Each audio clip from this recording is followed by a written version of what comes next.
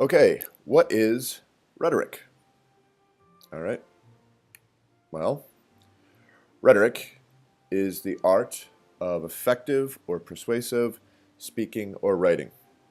Okay, so essentially, it is getting people to believe that what you're saying is true and that they should believe you. But don't just trust me. Let's take a look from some very important people. So, Aristotle, what is rhetoric? Rhetoric is the faculty of discovering in any particular case all of the available means of persuasion.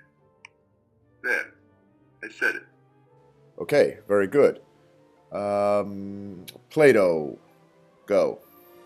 Rhetoric is the art of enchanting the soul.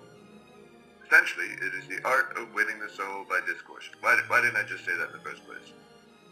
All right, and just for good measure, Cicero, what say you? Rhetoric is one great art comprised of 5 lesser arts. Inventio, dispositio, elocution, memoria, and pronunciatio. Rhetoric is speech designed to persuade. Okay. Okay, so that should give you some idea of what rhetoric is. So now let's just take a look at where the idea sort of came from. So the art of rhetoric has its roots in ancient Greece. The Sophists, a group of wise men who advised the government for a fee, emphasized the importance of logical and clear speech when discussing issues of politics. Now, the philosopher Aristotle split from the Sophists and believed rhetoric should be a free endeavor.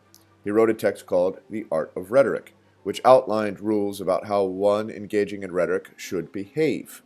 Aristotle argued one must use rhetoric by any means possible to reach their message to their audience.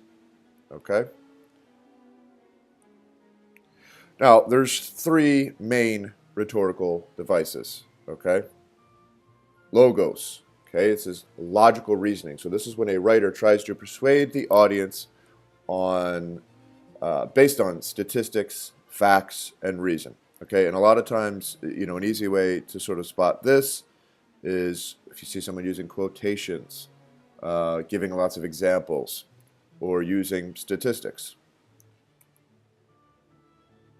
Okay, ethos. Okay, and this is appeal to ethics. So when a writer tries to persuade the audience to respect and believe him, or is based on a presentation of image of self through the text. Okay, so this is when a writer tries to persuade an audience to sort of respect who the person is. So based on their character, and as you see here, reputation is sometimes a factor in ethical appeal. But in all cases, the aim is to gain the audience's confidence. So if we take a look at that, if we're looking out for that, it would be sort of the author's profession or background. Okay, and then if they're appearing sincere or knowledgeable. So essentially, ethos is when we are taking a look at, and we're sort of based on the body of work of this person. Okay, so who are they? Are they someone that I can trust, someone that I can believe in? All right, and then there's pathos, and this is sort of what they call the pathetic/emotional appeal. And this is when a writer tries to persuade the audience by appealing to their emotions. In some ways that you may see this is it evokes an emotional response, okay? Evokes fear, sympathy, empathy, anger. So if you start thinking of those sort of feelings that you may have, emotions that you may have, that's when sort of a speaker is playing on those emotions. Okay, the last thing I want to show you is that Aristotle described 2 ways one can examine rhetoric. The first, and the one that we're really just going to look at, is called the speaking triangle. And Aristotle believed that both the structure and language of an argument are determined by the interaction between the speaker, the audience, and subject of a particular text. So if you see here, there has to be equal parts speaker, there has to be equal parts audience, equal parts subject matter, and equal parts sort of what's in the text that the speaker is sort of using, okay, to persuade. So if all those things are equal, that's the best chance to persuade people to believe what it is that you're saying. Okay, so remember, essentially, rhetoric is the art of persuasion, and there's all these different techniques that are used.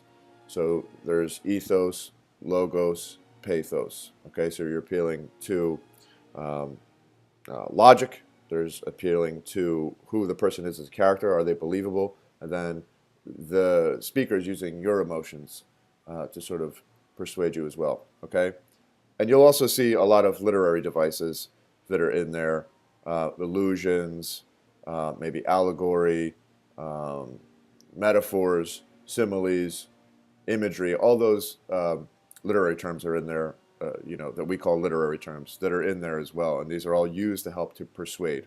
Okay, and that's essentially what rhetoric is.